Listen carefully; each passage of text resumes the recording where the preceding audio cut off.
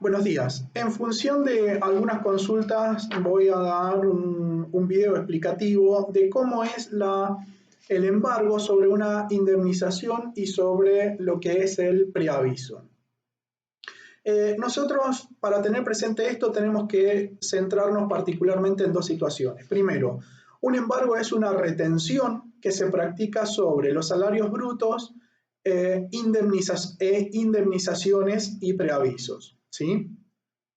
Esta retención va a depender, en principio, de una situación que es oficial, que es un embargo sobre haberes que tiene que estar emitido por un juez. Si yo no tengo eso, no puedo realizar ningún embargo, sea de indemnización, de preaviso, de salarios o de lo que sea. Esa es la parte formal que sí o sí tengo que tener para realizar un embargo. Por otro lado, también acá tengo que separar en dos partes lo que es, como bien establece la ley, el embargo, que es sobre los salarios brutos, que para esto yo tengo que tener presente si es el 10 o el 20% lo que yo le puedo embargar, y esto es en función del salario mínimo vital y móvil.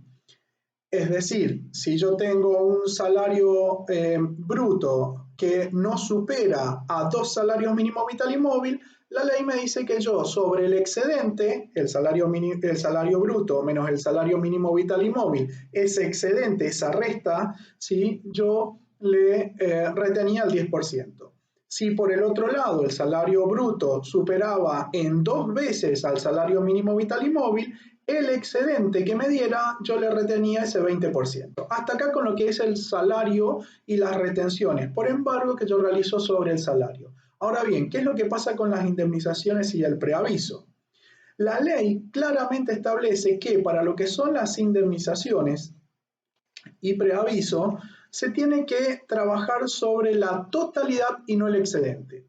A ver, ¿qué implica esto? Que nosotros en el salario, como recién expliqué, teníamos un límite que era 1 o 2 salarios mínimo vital y móvil, y sobre la resta entre el salario bruto y el salario mínimo vital y móvil le retenía el 10 o el 20%. Para el caso de las indemnizaciones o el preaviso, la ley establece particularmente que es sobre el total y no sobre el excedente.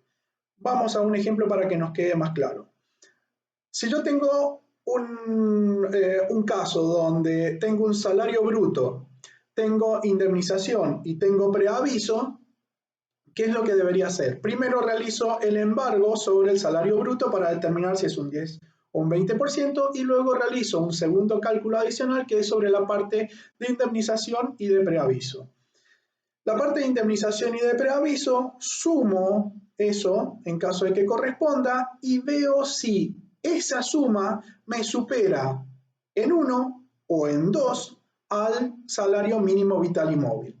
Vamos con un ejemplo, si la indemnización y el preaviso me suman 40.000 pesos y yo tengo, por ejemplo, en mayo del 2019 que el salario mínimo vital y móvil era de 12.500 pesos, para esto apartado buscar siempre tener presente que el mes que estoy realizando el embargo debo verificar cuál es el salario mínimo vital y móvil de ese año. Bien. Hecha esa aclaración, continuamos. Si yo tengo 40.000 pesos que me suman entre la indemnización y el preaviso y tengo en mayo del 2019 un salario mínimo vital y móvil de 12.500 pesos, yo lo que debo realizar es 40.000 pesos, ¿sí? Obviamente que me va a superar a 2 salarios mínimos vital y móvil, es decir, me va a superar a 25.000 pesos. Por lo tanto, de los 40.000 pesos que tengo de esa suma de los ítems, yo le tengo que retener el 20% de 40.000. Vamos a otro ejemplo en el cual yo tengo la indemnización y el preaviso son de 23.000 pesos, ¿sí? Por decir, no me supera a los 2 salarios mínimos vital y móvil, manteniendo el mismo caso en mayo del 2019, 12.500 pesos, es decir, que los 2 salarios mínimos vital y móvil me dan 25.000 pesos, y yo tenía 23.000 pesos de sueldo bruto, lo que yo le tengo que retener es el 10% de esos 23.000 pesos para poder realizar el embargo. Otra cosa que quiero aclarar es que si las retenciones que yo le realizo por embargo, tal cual como establece la ley que el embargo es una retención que se le realiza en el salario al trabajador, supera al oficio de embargo de haberes, yo lo que le tengo que retener es solamente el embargo. Vamos con un ejemplo. Si a mí me llega un oficio de embargo por 5.000 pesos y a mí el cálculo de retención me da 6.000, yo no le puedo retener 6.000. Lo que le voy a retener es solamente 5.000 porque es la parte que me está diciendo que tengo que retener. Ahora, si vamos al caso contrario, que yo tengo un cálculo de retención que son 6.000 pesos y me llega un oficio de embargo de haberes de 15.000 pesos, le voy a retener 6.000, me va a quedar un saldo que lo retendré en los periodos siguientes o ya sea que se puede cancelar en el periodo siguiente o en los periodos siguientes. Bueno, espero que con esto les haya clarificado un poco la idea. Gracias.